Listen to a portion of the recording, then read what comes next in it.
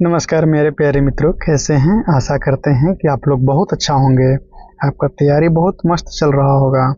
बस एग्ज़ाम का कुछ ही समय बच गया है।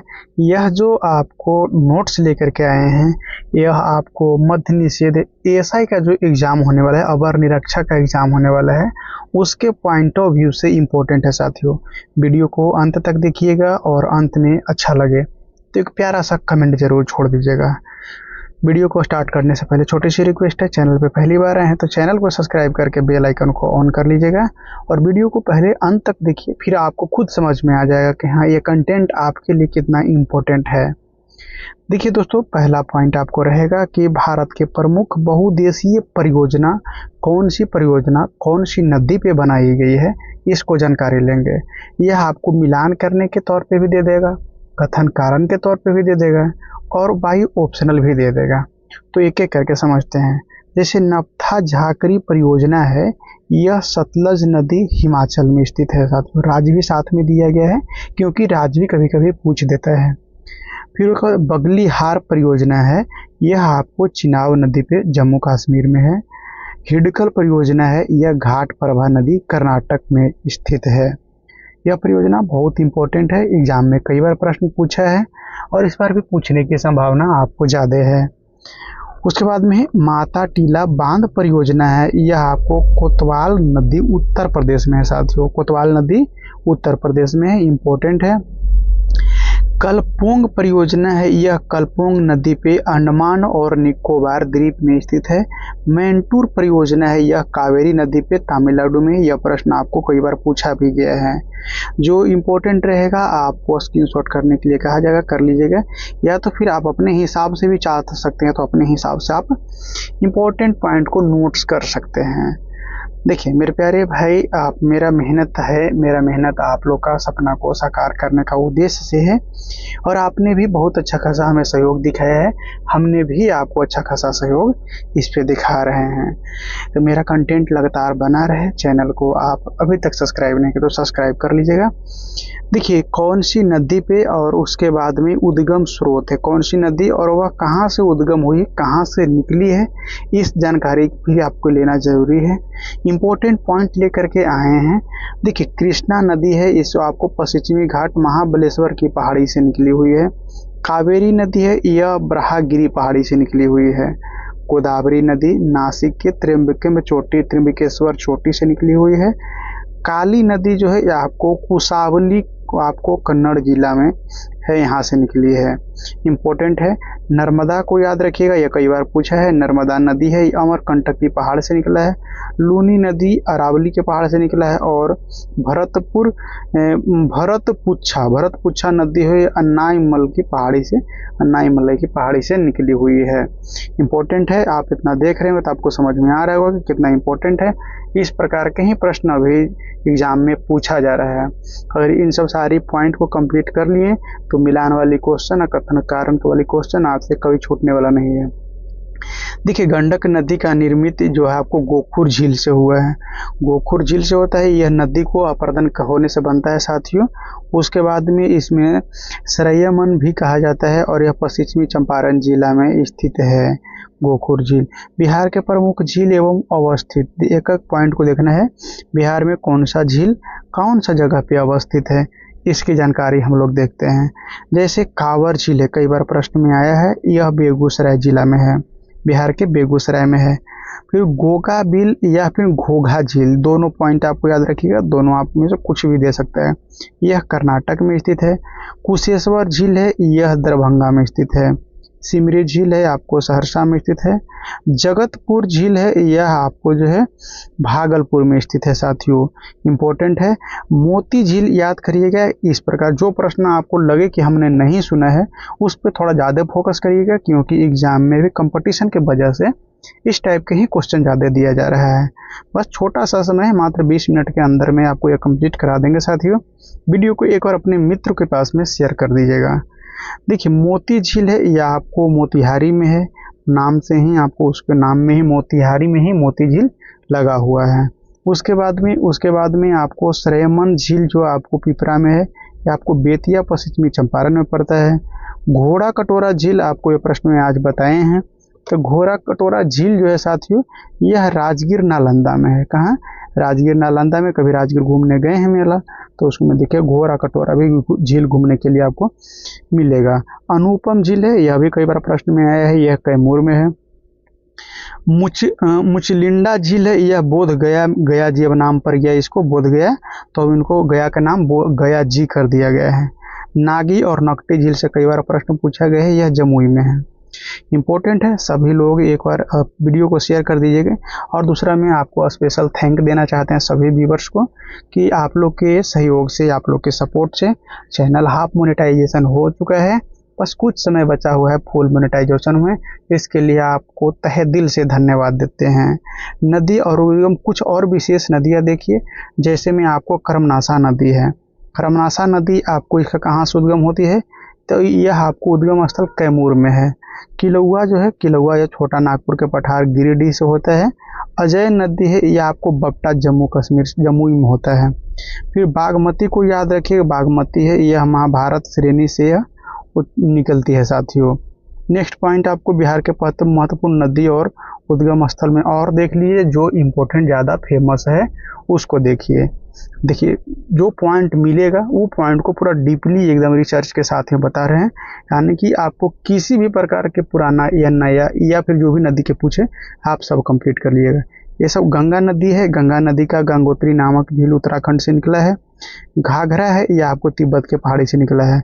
गंडक नदी है, यह नेपाल हिमालय से निकला हुआ है साथियों। उसके बाद में है कौन सा? बूढ़ी गंडक। बताइए, बूढ़ी गंडक आपको सोमेश्वर की पहाड़ी से निकली हुई है। कमला नदी है, यह महाभारत की श्रेणी नेपाल से ही निकली हुई है। कोसी नदी यह आपको गोसाई स्थान नेपाल से निकली हुई है। महानंदा है, यह आपको करसियांग दार्जिलिंग से निकला हुआ साथियों। तो ये वाला पॉइंट भी आपको याद रखिएगा, ज़्यादा बेहतर रहेगा कि अगर स्क्रीनशॉट करके 3 से 4 बार अगर देख लेते हैं तो आपको अनिवार्य है कि रिजल्ट में आपको कहीं कोई त्रुटि नहीं दिखाई देने के लिए मिलेगा। कंफर्म इस बार सिलेक्शन आपको होने वाला है। अब देखते हैं हम लोग, क्षेत्र है और वह चक्रवात का नाम है, यानी कौन सा देश में कौन सा क्षेत्र पे कौन सा चक्रवात आता है। चीन में देखिए चलने वाली चक्रवात है, यह आपको टाइफून के नाम से जाना जाता है। हिंद महासागर है, यह उष्णकटिबंधीय चक्रवात यहाँ चलता है साथियों। जापान है, जापान में टाइफून नाम वहाँ की चक्रवात है, उसको टाइफून नामक चक्रवात वहाँ चलती है। ऑस्ट्रेलिया में बिल्ली बिल्ली, यह प्रश्न आपको सेट में आया हुआ है। फिलीपींस में देखिए आपको बागु यूओ चलता है, फिलीपींस में बागु यूओ चलता है। यूएसए में देख लीजिएगा तो हरिकेन चलता है। और कैस्पियन सागर में आपको मेडिकेन चलता है साथियों, मेडिकेन चलता है। इम्पोर्टेंट है, यह है यहाँ की जो है आपको देख लीजिए, स्क्रीनशॉट कर लीजिएगा। प्रमुख स्थल एवं उत्खनन से प्राप्त, अब हिस्टोरिकल कुछ पॉइंट है, ऐसे ही आपको मिक्स करके ला रहे हैं कि आपको सभी विषय पे बराबर पकड़ बनते चला जाए, ताकि आपको रिजल्ट का स्कोरिंग बहुत अच्छा बने। अब देखिए, जैसे में हड़प्पा है, हड़प्पा स्थल से आपको अन्नागर मिला है जो 6x6 के प्रमाण, आपको कब्रिस्तान भी मिला है एक एच नाम के, और समाधि स्थल R37 करके एक समाधि स्थल भी मिला है। मोहनजोदाड़ो है, मोहनजोदाड़ो से बृहत स्नानागर, अन्नागर यानी कि अन्न रखने वाला, पुरोहित का आवास भी मिला है। और सभा भवन, सूती वस्त्र, कांसे का नर्तकी की मूर्ति, अग्नि कुंड और आपको मलेरिया का साक्ष्य भी मिला है साथियों। इम्पोर्टेंट है। उसके बाद में चौहुंदड़ो से देखिए क्या मिला है, चौहुंदड़ो से आपको मिला है आपको झुककर झाकर संस्कृति का प्रमाण मिला है। लिपस्टिक का निर्माण यहाँ भी प्रमाण मिली है। कुत्ते द्वारा बिल्ली को पीछा करते हुए जो पंजा है, मानक उद्योग मिला है।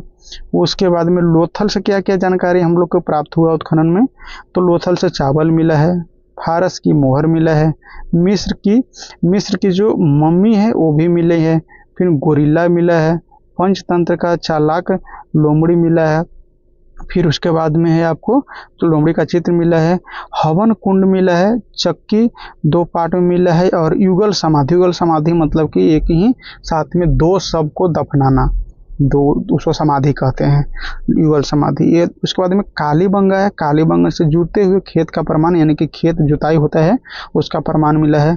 चना का प्रमाण मिला है, सरसों, उत्तम कोटि का जल प्रबंधन भी मिला है कालीबंगन से, हवन कुंड भी मिला है और अलंकृत ईंट का प्रमाण भी मिला है। बनवाली से देखिए, बनवाली से उत्तम कोटि का जौ मिला है, अच्छा कैटेगरी का जौ उपस्थित थी, और हवन कुंड मिट्टी का बना हुआ एक प्रमाण भी मिला है।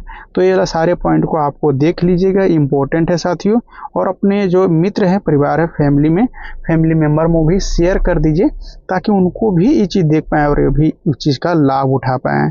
अब उसके बाद में पेरिस ओलंपिक 2024 वाला बताने का रीज़न इसलिए है साथियों कि आपको दरोगा टाइप के एग्ज़ाम होता है, उसमें आपको थोड़ा सा ज़्यादा पीछे वाला करेंट अफेयर पर चर्चा कर देता है, तो इम्पोर्टेंट है इसीलिए इसको लाए हैं। भारत पदक विजेता, भारतीय पदक विजेता 2024 में, तो पेरिस ओलंपिक की बात है। देखिए नीरज चोपड़ा है, इसमें खूब ट्रेंड चला था। जेवलिन थ्रो में यह रजत पदक जीते हैं। मनु भाकर है, यह आपको महिलाओं में 10 मीटर एयर पिस्टल की स्पर्धा जीता है निशानेबाजी के क्षेत्र में, यह कांस्य पदक इनको मिला था। उनके बाद में मनु भाकर और उसके बाद में सरबजोत सिंह, दोनों के कमांड में 10 मीटर एयर पिस्टल मिश्रित टीम स्पर्धा, यानी कि सब कंबाइंड निशानबाजी के क्षेत्र में, और भी कांस्य पदक ही मिला था। उसके बाद में चौथा नंबर पे देखिए स्वप्निल कुशाले हैं, इसको आपको पुरुष के 50 मीटर राइफल में आपको 3 पोजिशनिंग स्पर्धा या निशानबाज के क्षेत्र में इसको भी कांस्य पदक ही मिला हुआ है। अमन सरावत हैं, इनको आपको 57 किलोग्राम क्रिस्टलाइड जो स्पर्धा कुश्ती में है, यह भी इनको कांस्य पदक मिला था। हॉकी का टीम में देखें तो पुरुष के टीम को मिला है, कांस्य पदक जीता था। इम्पोर्टेंट है साथियों, ध्यान रखिएगा, एक नज़र दीजिए, उतने में आपको काफ़ी है। उसके बाद मूल अधिकार से संबंधित अनुच्छेद है, इसको देखिए, इसको में आपको जैसे समता का अधिकार है 14 से लेकर 18 तक दिया गया है। स्वतंत्रता का अधिकार है अनुच्छेद 19 से 22 तक दिया गया है। शोषण के विरुद्ध अधिकार 23 से 24 में दिया है। धार्मिक स्वतंत्रता का अधिकार 25 से लेकर के 28 तक दिया गया है। 29 में आपको संस्कृति और शिक्षा का अधिकार है, यह अनुच्छेद 29-30 में दिया गया है। संवैधानिक उपचारों का अधिकार है, अनुच्छेद 32 में दिया गया है। इम्पोर्टेंट है 32 वाला, आप जरूर याद रखिएगा।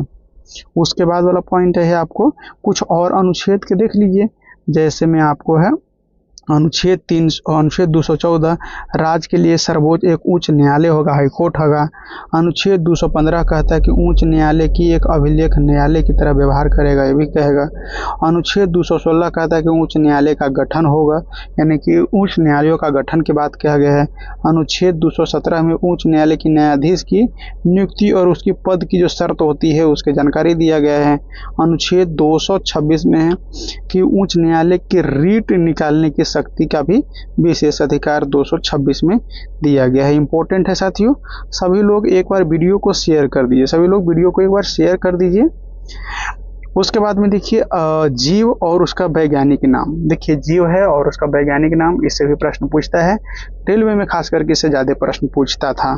मनुष्य का नाम है होमोसेपियंस, गाय का नाम है बॉस इंडिकस, बिल्ली का नाम है फिलिस डोमेस्टिका और कुत्ता का नाम है कैंस फेमुलरिज। मेढक का नाम है राना टिग्राना, आम का मैग्निफेरा इंडिका, गेहूं का नाम है ट्रिटिकम एक्टिवियम होता है। इंपॉर्टेंट है साथियों, ये आपको देखिए मिलान करने वाला प्रश्न आपको इसमें दे देगा। जब प्रश्न पेपर कठिन किया जाएगा तो इस प्रकार के प्रश्न दिया जाता है। उसके बाद धान के ओरिजा और स्टिवा देखेंगे, सरसों का आपको ब्रिस का कैम्पेस्टिस देखेंगे। उसके बाद में नेक्स्ट है आपको नीम और मटर को भी देख लीजिएगा, जो मिलान करने वाली में काम आएगा। भौतिक राशि देखिए, आपको छोटा सा लग रहा हो कि भौतिक राशि हमको तो याद ही है, लेकिन कुछ जब आप मिलान करने वाली कंफ्यूजन जनरेट किया जाता है तो जवाब नहीं दे पा सकते हैं। भौतिक राशि और इसका ऐसा ही मात्रक देखिएगा। देखिए आवेग है, आवेग का तो न्यूटन सेकेंड होता है, ऊर्जा का जूल होता है, कार्य का जूल होता है या न्यूटन होता है, ठीक है। शक्ति का भी जूल प्रति सेकंड होता है या फिर वाट होता है।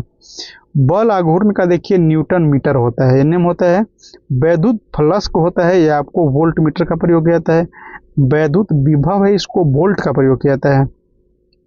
प्रेरकत्व है, इसको हेनरी का प्रयोग किया जाता है। और चुंबकीय फ्लक्स को देखिएगा, ये वाला प्रश्न पूछा है। चुंबकीय फ्लक्स का वेबर है, चुंबकशीलता का हेनरी प्रति मीटर है, प्रतिरोधकता का ओम होता है और गुप्त ऊष्मा का जूल प्रति किलोग्राम होता है। तो ये पॉइंट आपको देखिए, कई सारे पॉइंट इसको में है जो आपको लग रहा होगा कि हाँ ये थोड़ा सा याद करने की ज़रूरत है, आप इसको याद कर लीजिएगा। साथ में अगर चाहते हैं कि इसका पीडीएफ आपको मिले तो उसके लिए टेलीग्राम और फिर से अनबैन कर दिया गया। पहले सरकार द्वारा नीट एग्जाम को लेकर के बैन कर दिया गया था, अब चालू हो गया है। अब आप जो है टेलीग्राम पे जुड़ जाइएगा, वीडियो के डिस्क्रिप्शन में उसका लिंक दिया रहेगा, वहाँ आपको पीडीएफ दे दिया जाएगा। वस्तु की स्थिति, प्रतिबिंब की स्थिति और प्रतिबिंब की वस्तु की आकृति, यानी कि इसमें जो है साथियों आपको देखिए कौन सा किस जगह पे रहेगा तो किस प्रकार की यह प्रतिबिंब बनेगी। जैसे में अनंत पे अगर रखा जाएगा और F2 पर मन के प्रतिबिंब स्थित है तो बिंदु का आकार और वास्तविक सब उल्टा हो जाएगा।